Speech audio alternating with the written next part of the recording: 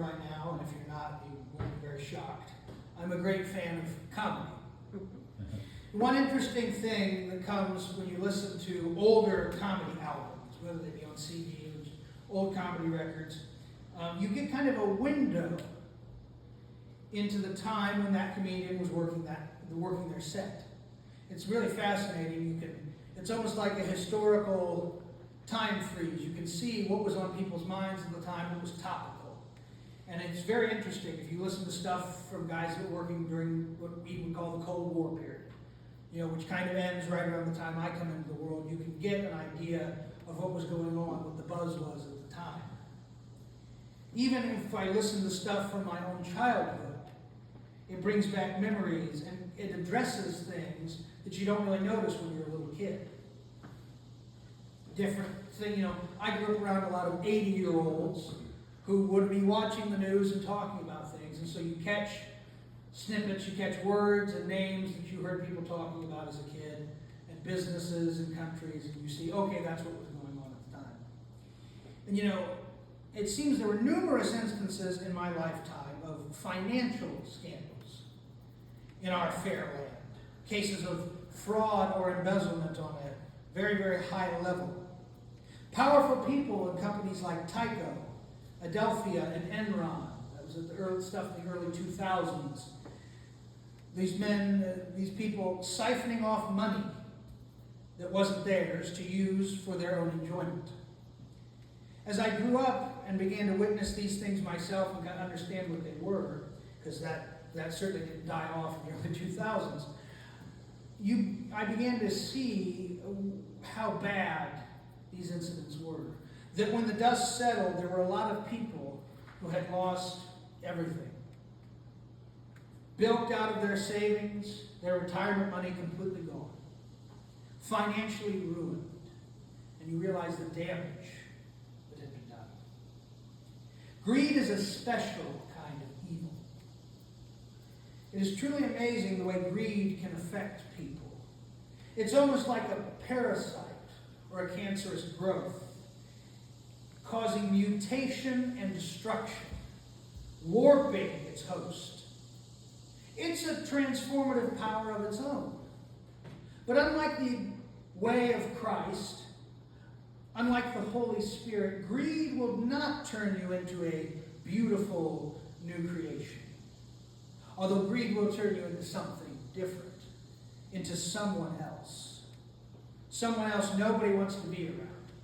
Well, there will be people that want to be around you, but it will be for the very worst reasons. It will be nothing good will come from why they want to be around you. Greed will turn you into someone who stops seeing others as people and starts categorizing them like objects of greater or lesser value. Greed will turn you into someone who builds relationships, but not out of love or friendship, but based on getting something out of the interaction. I'm going to be that person's friend because this is what I'll get out of it. I'm going to get in touch with that person because I can get something in the long run. Greed will turn you into someone who will do terrible things to get what they want because the ends justify the means. Greed is really a kind of gateway drug, isn't it? It's not just the money. It starts with the money, with the want of attention, with that desire for possessions, with that longing for popularity. But that's just the beginning. Soon it grows from a want to a desire for power, a desire for control, a desire for influence, for fame, for incredible wealth. And then that desire grows into something even worse, into a lust. You lust for those things. And that lust consumes you. And so to get what you want and to keep yourself where you want to be, you begin to lie. You begin to cheat. You begin to steal. You bully others, pushing them around to have your way. You harm others to get your way. You even, along the path, destroy others, ruining lives to stay on top. letting others fall so you can rise up. And once it's consumed you enough, taking revenge on others who get in your way. Greed doesn't just leave a lot of collateral damage in its path. There's plenty of intentional damage as well. And that's the damage to others. That doesn't even count the damage to those who love you, those who are around you, family, friends, close ones, and even worse, the damage you do to yourself, the spiritual damage as you are consumed by greed. In our scripture today from Luke, Jesus, who by this point has lived for 3 decades as a man, 3 decades around other human beings, is asked to mediate in an inheritance dispute. Now, I'm going to go ahead and speak for a lot of us. I'm going to guess that a lot of us would not be the first to raise our hands or the first to say, sure, when someone comes up to us and says, my brother and I can't, we're arguing over Dad's will. Do you want to come and talk to him about it? Yeah, I'll get right on that. Jesus, wants no part of it. Even the Son of God knows that there is no happy ending to a contested will. What does that tell you? Even Jesus knows there is no happy ending in this because, and it's amazing how that happens. And I'm not going to ask for stories. I'm sure we could tell stories all day.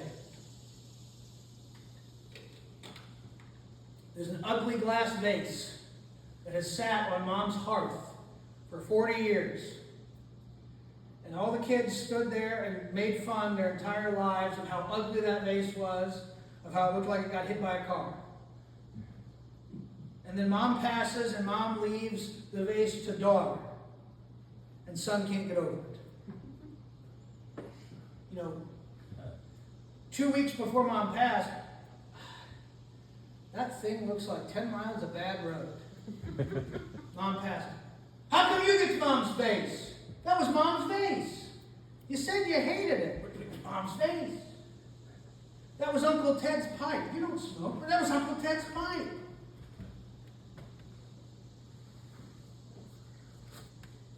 He knows exactly what's going to come. There's no good that's going to come from this situation. But he takes the opportunity to warn the onlookers. And listen to this. Watch out. Be on your guard against all kinds of greed. Life does not consist in an abundance of possessions.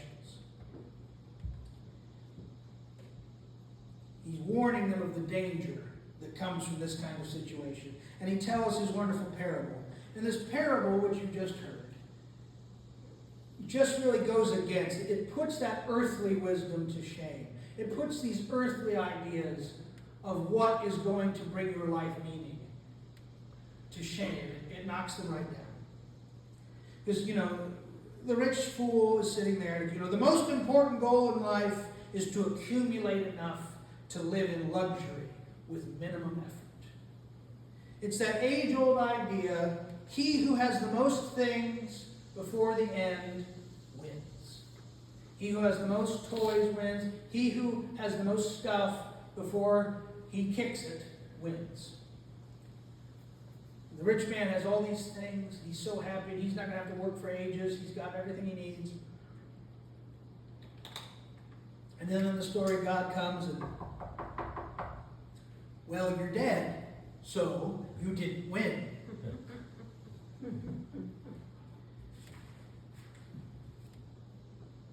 It would be better to use your time and other resources to the benefit of those around you than to invest your entire being in building yourself a facade, a facsimile, if you will, a little personal heaven on earth.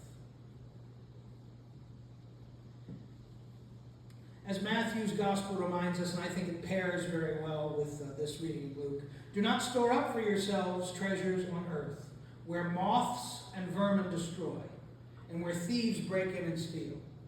But store up for yourselves treasures in heaven, where moths and vermin do not destroy, and where thieves do not break in and steal. For where your treasure is, your heart will be also. What we place value on, what we revere, what we deem to be important, that is where our heart is. What we value, what we hold to have value, is where our attention is drawn. That is why Jesus said, he didn't say, avoid greed. He didn't say, watch out for greed. He said, be on your guard. Seems pretty severe, and there's a point to that. We have to be on our guard, like he warned us. Because it is so easy for greed to find its way into our hearts and twist our thinking. Greed can find so many ways in because greed can disguise itself. People can become greedy. People can let greed, avarice, take over their lives. Starting out with the best of intentions. If I can get enough money, I can do this for the community. If I can accumulate enough power, I can change things for the better. If I can become popular enough, if I can become famous enough, I can start talking about issues that matter to me. I can start helping this charity or that. Sometimes that accumulation of earthly treasure, whatever form it takes, starts out with the best of intentions. And that's just how greed does. It lets you open the door for it right away because it's disguised as something else.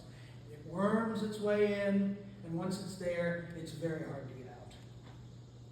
It twists our hearts, it twists our thinking, and what started out as a crusade to do better ends up in a fight to remain on top, a destructive path, cutting our way through the very things we sought to help. And that's not even talking about the ease, the wanting to do all these things, to take it easy, to not do as much. But we must remember that unlike the rich fool in this parable, we do know that the work is never truly done. There are always more seeds to plant. Some of us are not there yet. Some of us in this room may be there. But at one point, we all get to an age of retirement. But just because you've gotten to an age and just because you've retired from your earthly vocation, does that mean that you're completely done from all work? No, of course not, because you never know the ways, even in your older years, that you are still working for the kingdom. There's always more work to be done for the kingdom. And it's not always backbreaking labor. Sometimes it's our words, our thoughts, our actions, our planning, the way we help our families, the way we direct them. There's always so much more work to be done for the kingdom. Some of us, whether we know it or not, will do work for the kingdom till the day we get called home.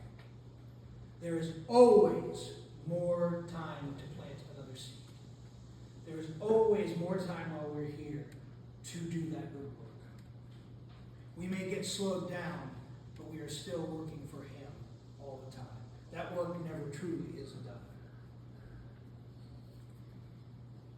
There's always ways to share the abundance that we have got with others. That true heavenly treasure where our hearts should be. There is no need to fear of greed today, friends, because the Lord's table is, of course, open to all. And so let us join together in fellowship as we share Holy Communion.